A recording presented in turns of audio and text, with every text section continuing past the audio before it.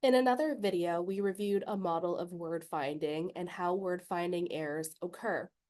It is helpful to know where the breakdown occurs so that you know which strategies are going to be most beneficial for that client's particular challenges. In this video, we're going to be reviewing some word finding strategies. And these are the word finding strategies I give to clients to help them communicate at their best performance in the environments that are the most important to them. What is word finding? It's our ability to recall words that are stored in our long-term memory, and it's impacted by several factors. How well the words are organized and stored in memory. That makes sense if we go back to our metaphor of our brain as a library. How are libraries organized? By categories and associated information. It also depends on the efficiency of the retrieval mechanism. So remember our retrieval robot, if he's tired or in pain or hungry or has other internal or external distractions, he's not going to do a great job at finding the correct book. Also, mental, physical, and emotional states impact our ability to find words. This makes sense. We know that when we are escalated in an emotional state, it makes it much more difficult for us to communicate effectively. We are going to focus on two main ways of practicing word finding skills and improving them: strategies that assist with organization and storage, and strategies that assist with retrieval. Strategies that assist with organization and storage. The first main one is categorization, and there are tons of ways to help a client practice categorization. Here are some examples. You can either name a category, for example, tools, and the client has to generate as many examples of tools that they can: hammer, screwdriver, drill, etc. So you could either do it that way, or you could do it the opposite way, where someone names category members, for example, tulip, bluebells, daisies, and roses. And the person has to then come up with the category name: flowers. A fun game is pick the word that does not belong, and you can make it as ridiculous as you want, or as abstract or as tricky as you want. Which one doesn't go with the others? Cat, dog, tree, mouse. And you can simplify this or make it more difficult depending on the level your client is at. You could ask which two words go together: watch, pig, nail, clock.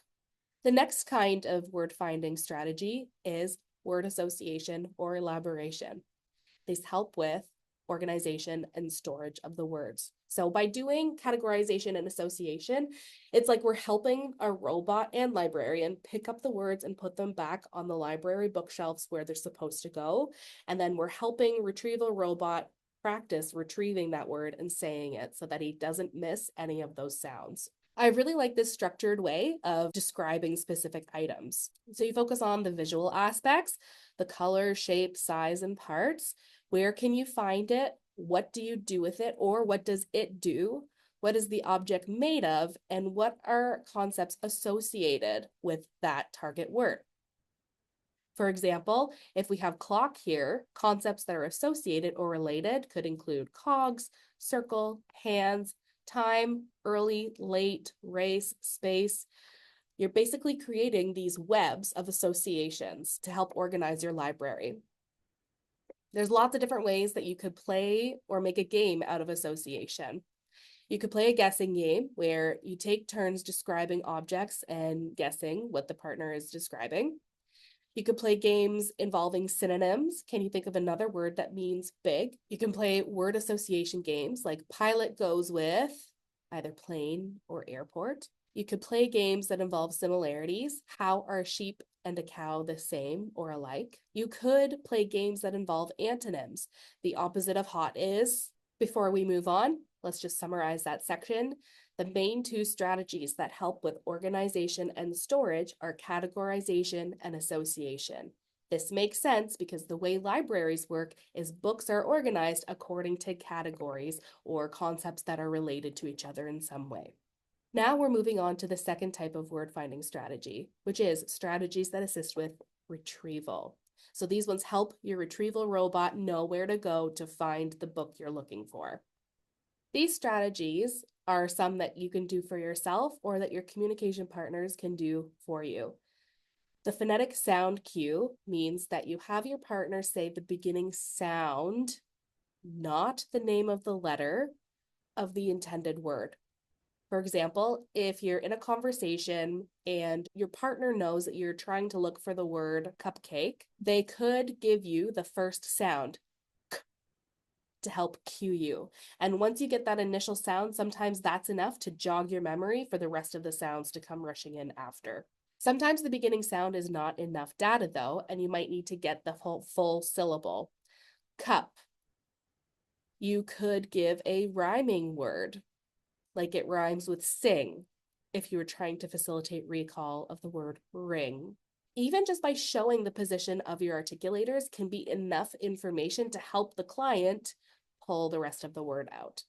The next type of strategy that can assist your retrieval robot with finding the word is to give meaning clues. You could either give antonyms or words that mean the opposite. The opposite of day is, you could use synonyms, although synonyms tend to be harder to generate than antonyms. Another word for lady is, you could use an associated word that belongs to the same category or concepts that often go hand in hand together, like bread and, to elicit the word butter. You could give them the name of the category. It's a building, it's a fruit, it's an insect. You could state the function of the word. You eat it for dinner. You use it to fix things. Or if the word happens to be part of a well-established series of words, you can use serial cueing.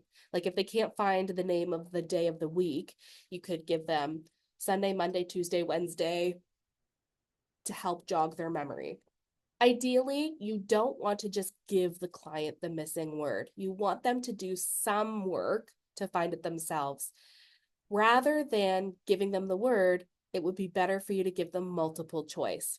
Is it a house, a tree, or a chair? Even though you are, in a sense, giving them the word, they still have to do the work to pick the right one out of those three options. I really like this last technique. When you can't think of a word, try seeing it. Using your mind's eye, can you visualize it on a piece of paper?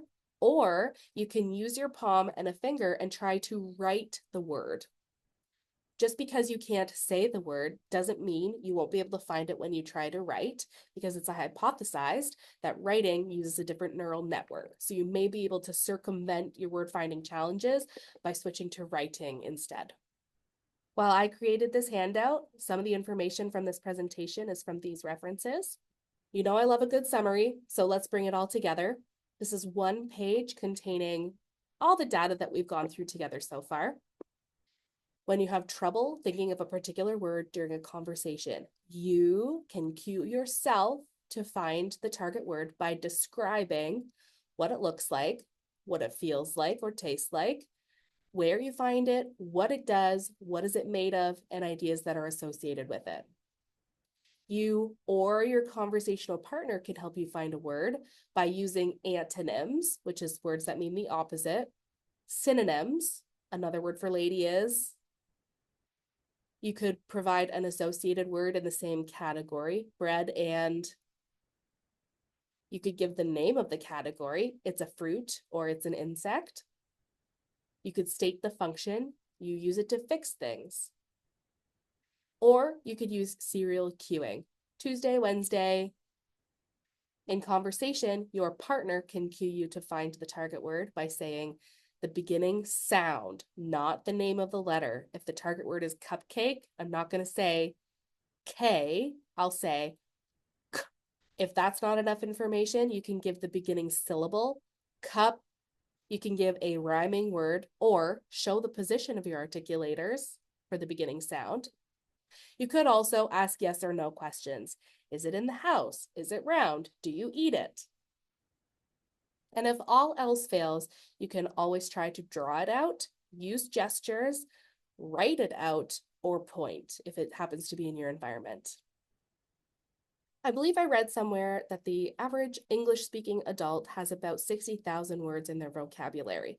That is a lot of books that have fallen off the bookshelf. Not all of them have fallen off the bookshelf, but they may be buried or lost under others as well. How do you narrow down what vocabulary to practice first? The Walk has a bunch of worksheets that can be good. They've got some functional day-to-day objects like things you might find in your house, so those can be good. However, it's tricky for high-level clients.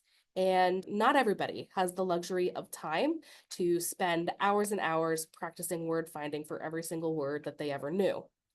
We want to make sure that we're focusing on vocabulary that is the most meaningful and significant to the client. In my experience, clients often want to maximize their communication competency at the workplace, in school, or in social situations. So when you're helping your client with these word finding activities, it's important to pick words that are likely to come up in those functional contexts. This means that we have to dive a little bit into, well, what does your job look like? What are the tools that you need to complete your job? What are the tasks associated with the job? Who are your conversational partners? What are the likely problems to come up? So by anticipating what is likely to come up in these conversational contexts, it'll be that much easier and that much more valuable to identify the vocabulary that you should practice with your word finding strategies. I hope this information was as helpful to you as it was for me when I was first starting treating word finding challenges with clients with brain injury. Although word finding challenges can happen for lots of different reasons. So it's not just with clients with brain injury that these strategies are helpful for. Just as an aside, there are lots of different board games that target word finding skills. Pictionary, categories, taboo. There are tons and tons of games out there that help target word finding skills. You can encourage clients to go to a thrift store. There's often Pictionary there for $3. And so you can practice using those cards to either give you ideas for what you can describe to each other, or it can also be nice to give clients fun homework. So if their goal is to participate more in social interactions, you could encourage them to use one of these games and play it with either their closest friends or on a family night.